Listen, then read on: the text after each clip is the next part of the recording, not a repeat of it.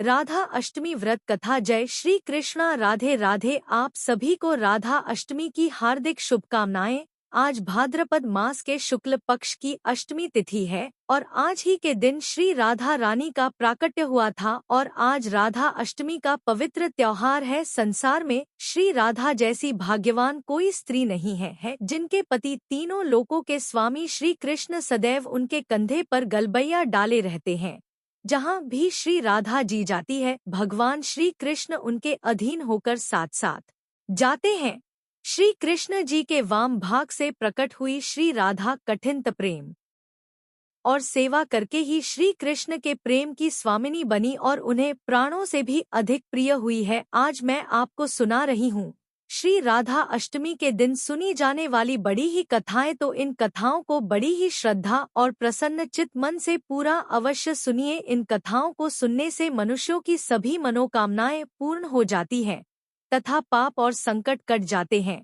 जो पुण्य 1000 कुंवारियों के विवाह से प्राप्त होता है, यानी 1000 कन्यादान करने से जो पुण्य फल मिलता है, वह राधा अष्टमी का व्रत एक बार करने से मिल जाता है। अगर पापी मनुष्य यह भी इस व्रत को भोग पूर्वक या भक्ति पूर्वक करता है, वह भी अपने 1 करोड़ परिवार के सदस्यों के साथ भगवान विष्णु के लोक में जाता है। ब्रह्मवैवर्त पुराण के अनुसार रा का अर्थ है पाना और धा का अर्थ है मोक्ष, अर्थात श्री राधा जी के नाम जप से ही श्री कृष्ण और मोक्ष की प्राप्ति हो जाती है। पूर्व काल में श्री राधा ने संत सुरंग पर्वत पर 1 सहस्त्र दिव्य युगों तक निराहार रहकर तपस्या, इससे वे अत्यंत दुर्बल हो गई। भगवान श्री कृष्ण जी ने देखा कि श्री राधा चंद्रमा की एक कला के समान अत्यंत कृश हो गई है। तब भगवान श्री कृष्ण करुणा से द्रवित होकर श्री राधा को छाती से लगाकर फूट फूट कर रोने लगे। भगवान श्री कृष्ण ने श्री राधा को वर देते हुए कहा, राधे तुम्हारा स्थान मेरे वक्ष स्थल पर है, तुम यही रहो, मुझसे तुम्हारा अविचल प्रेम भक्ति हो। सौभाग्यमान प्रेम गौरव की दृष्टि से तुम मेरे लिए सबसे श्रेष्ठ और सर्वाधिक प्रियात्मा बनी रहो। संसार की समस्त युवतियों में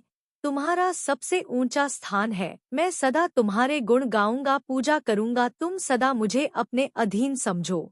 मैं तुम्हारी प्रत्येक आज्ञा का पालन करने के लिए बाध्य रहूंगा। जैसे आभूषण शरीर की शोभा है, उसी प्रकार तुम मेरी शोभा हो। भगवान श्री कृष्ण जी कहते हैं, श्री राधा मेरी परम आत्मा है, मेरा जीवन है। श्री राधा से ही प्रेम प्राप्त करके मैं उस प्रेम को अपने भक्तों में बांटता हूँ। भगवान श्री कृष्ण जी की सेवा से ही श्री राधा जी ने सबसे अधिक मनोहर रूप, सौभाग्यमान गौरव तथा श्री कृष्ण के हृदय स्थल में स्थान, उनका पत्नीत्व प्राप्त किया है। वृंदावन लीला अपने लौकिक दृष्टि से तो श्री कृष्ण जी 11 वर्ष की अवस्था में ही ब्रज का परित्याग करके मथुरा आ गए थे। इतनी छोटी अवस्था में स्त्रियों के साथ रणय की बात कल्पना में ही नहीं आती और अलौकिक जगत में श्री राधा कृष्ण दोनों सर्वथा एक ही है। फिर भी भगवान ने ब्रह्मा जी को श्री राधा के दिव्य विग्रह का दर्शन कराने का वरदान दिया था। उसकी मूर्ति के लिए उन्होंने ब्रह्मा जी को एकांत वन में श्री राधा के दर्शन कराए और वहीं ब्रह्मा जी के द्वारा रसराज कृष्ण और महाभार रूपी राधा की विवाह लीला भी संपन्न हुई। यह विवाहिता श्री राधा जी सदैव ही भगवान श्री कृष्ण के संग रहती है,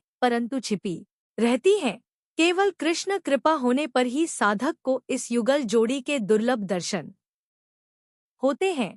पौराणिक कथाओं के अनुसार राधा माता गोलोक में श्री कृष्ण जी के साथ निवास करती थी। एक बार देवी राधा गोलोक से कहीं बाहर गई, जब वापस आई तो देखा कि कृष्ण भगवान गोलोक में नहीं है। उस समय भगवान श्री कृष्ण अपनी एक सखी विराजा के साथ गोलोक में घूम रहे थे। यह बात जब राधा जी को मालूम हुई तो उन्हें गुस्सा आया और वे सीधे उनके पास पहुंच गई। वहां पहुंचकर उन्होंने भगवान श्री कृष्ण को बहुत भला बुरा कहा। राधा जी का यह व्यवहार भगवान श्री कृष्ण के मित्र श्रीदामा को बुरा लगा और उन्होंने राधा जी को पृथ्वी पर जन्म लेने का श्राप दे दिया। राधा रानी को इतने गुस्से में देखकर कृष्ण भगवान की सखी विराजा भी वहां से चली गई। इस श्राप के बाद राधा रानी ने बदले में श्रीदामा को श्राप देते हुए राक्षस कुल में जन्म लेने का श्राप दे दिया। राधा रानी के द्वारा दिए गए श्राप के कारण ही श्रीदामा का जन्म शंखचूर्ण दानव के रूप में हुआ था। दानव कुल में जन्म लेने के बाद भी भगवान विष्णु का अनन्य भक्त बना। वहीं दूसरी और राधा रानी ने भी पृथ्वी पर वृषभानु के घर पुत्री के रूप में जन्म लिया, लेकिन राधा रानी वृषभानु जी की पत्नी देवी कीर्ति के गर्भ से नहीं जन्मी थी। दरअसल जिस समय श्रीदामा और राधा रानी ने एक दूसरे को श्राप दिया, तब भगवान श्री कृष्ण जी ने राधा रानी से कहा, है राधे, अब आपको पृथ्वी पर देवी कीर्ति और वृषभानु जी की पुत्री के रूप में रहना है। इसके आगे भगवान श्री कृष्ण ने राधा रानी से कहा कि जब आप विवाह के योग्य हो जाएगी तो आपका विवाह मनुष्य के अवतार में रायण नामक एक वैश्य से होगा। हालांकि वह भी मेरे अंश अवतारों में से ही एक होगा। आप धरती पर भी मेरी प्रियतम बनकर ही रहेगी, परंतु हम दोनों को वहां बिछड़ने का दुख सहन करना होगा। हे राधा रानी, अब आप धरती पर जन्म लेने की तैयारी करें।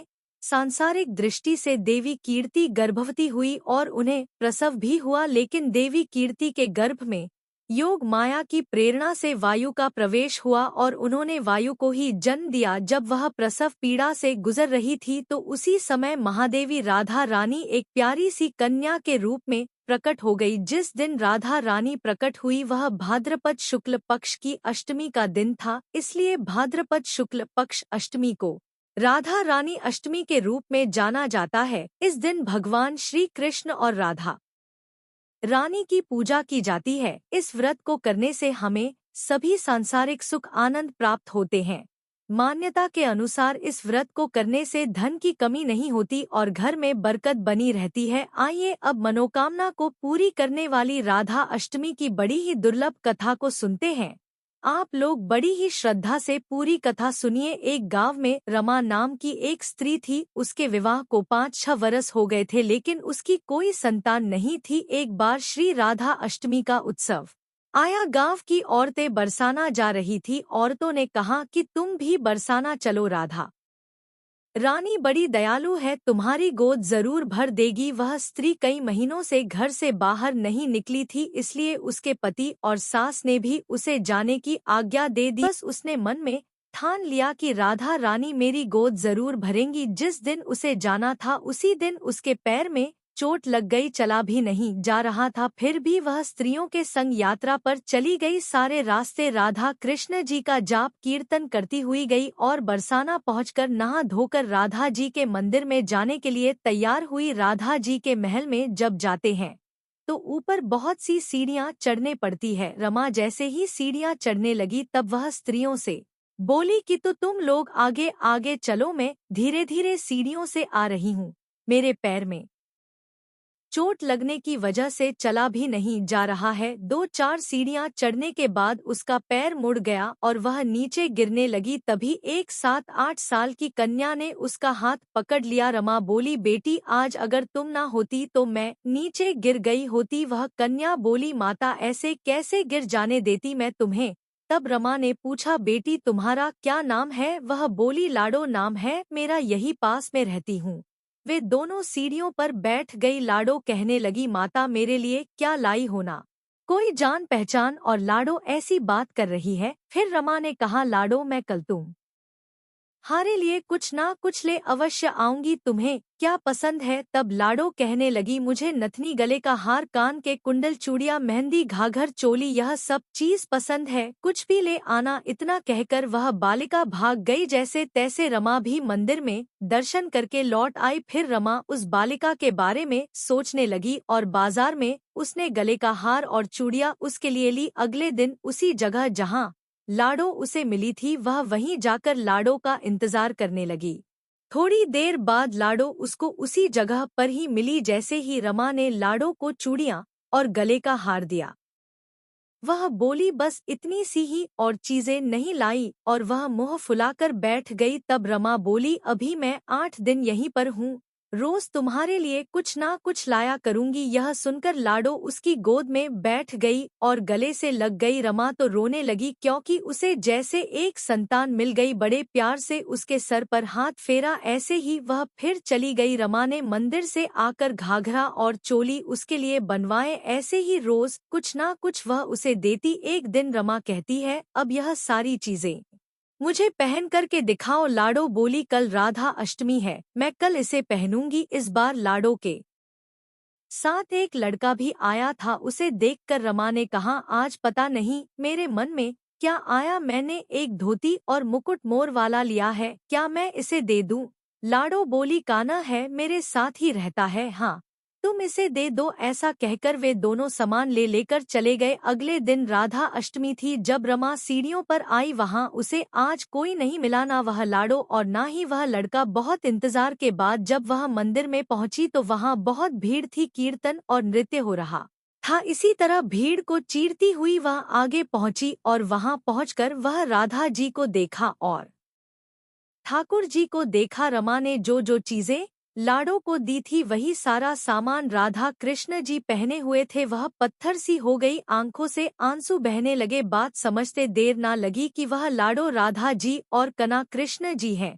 स्वयं जगत के पालनहार उसके पास आते थे। राधा जी उसकी गोद में बैठती थी और उसे मातृत्व का सुख प्रदान करती है। वह तो जैसे बाबरी सी हो गई, दिन रात लाडो लाडो कहती रहती, पुकारती रहती। वह स्त्रियों से बोली, तुम लोग घर जाओ, मैं नहीं जाऊंगी। उसकी सास और पति भी उसे लेने आए पर वह साथ नहीं गई। अब तो प्रतिदिन वह सीढ़ियों पर बैठे बैठे आंसुओं से सीढ़ियां धोती, पलकों से बुहार थी। ऐसा करते करते उसे 30 वर्ष हो गए। एक दिन एक बालिका उसका हाथ पकड़कर ऊपर अट्टालिका में ले गई। वहां जाकर बोलती है, लो आ गई मैं ही हूँ तुम्हारी लाडो। ऐसा कहकर बाहें फैलाकर रमा को बुलाने लगी और अपने गले लगा लिया। उस दिन रमा ऐसे गले लगी कि इस पार्थिव शरीर को छोड़कर सदा के लिए अपनी लाडो के पास चली गई। बोलिए श्री राधा कृष्ण भगवान की जय, बोलिए श्री बरसाने वाली की जय। एक बार नारद मुनि ने पृथ्वी लोक पर राधा नाम की महिमा सुनी और सुना कि वह श्री कृष्ण की सबसे बड़ी भक्त